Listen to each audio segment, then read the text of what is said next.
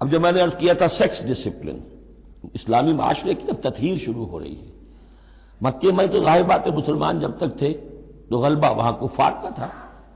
اب یہاں مدینے میں اللہ نے مسلمانوں کو وہ حیثیت دی ہے کہ اپنے معاملات کو سنوارنا شروع کریں، تو ایک ایک کر کے ان معاشرتی چیزوں کو اور ان سوشل پرابلمز کو ڈیل کیا جا رہا ہے۔ اب اگر کوئی سیکشول انارکی ہے، کوئی بدکاری معاشرے میں ہے، کیا کیا جائے، کیسے روک تھام ہو، اس کے ابتدائی احکام یہ آ رہے ہیں۔ اس کے تکمیلی احکام جو ہے وہ سورہ نور میں آئیں گے چل کر، یہ تدریجاً،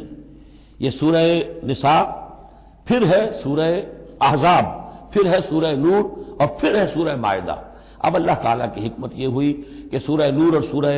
احزاب کو کافی دور آگے رکھا ہے مصحف میں، اور یہاں پر سورہ نساء کے بعد سورہ مائدہ آ گئی ہے، ورنہ سورہ نساء، پھر سورہ احزاب، پھر سورہ نور، اور پھر سورہ مائدہ ہے، ترتیب یہ ہے۔ باقی اور بھی مدنی صورتیں درمیان میں ہیں، لیکن یہ چار بڑی بڑی صورتیں جو ہیں جن میں معاشرتی مسائل جو ہیں وہ تفصیل سے آئے ہیں، وہ ان کی ترتیب یہ ہے۔ واللاتی یاتین الفاحشۃ من نسائکم، اور وہ عورتیں تمہاری عورتوں میں سے جو کوئی کسی بے حیائی کا ارتکاب کریں، فاستشہدوا علیہن اربعۃ منکم، تو پھر گواہ بناؤ، گواہ لاؤ ان پر تم میں سے چار۔ اگر وہ گواہی دیں، فإن شہدوا، اگر گواہی دیں کہ ہاں اس عورت نے بدکاری کی ہے، فامسکوہن فی البیوت،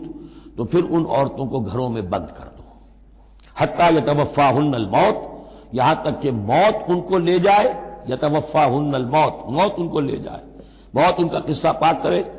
او یجعل اللہ لہن سبیلا، یا اللہ ان کے لیے کوئی اور راستہ نکال دے۔ وہ راستہ نکالنا ہے جو سزا کی پھر بعد میں نصاب آ گیا کہ اگر اس کو پھر سزا دے دی جائے، حد جاری کر دی جائے تو پھر آزاد ہو جائیں گے، لیکن ابھی ابتدائی حکم ہے۔ یہاں معلوم ہوتا ہے کہ یہ ایسی لڑکیوں کا یا عورتوں کا تذکرہ ہے کہ جو مسلمانوں میں سے تھیں لیکن ان کا بدکاری کا معاملہ کسی یہودی سے ہو گیا ہو یا کسی ایسے شخص سے ہو گیا ہو جو ابھی مسلمان نہیں ہے، تو یہ ان کا یک طرفہ کہ ہے وہ کوئی مسلمان لڑکی یا خاتون جس کا معاملہ ہے، لیکن دوسرا جو اس عمل کا جو شریک ہے وہ غیر مسلم ہے۔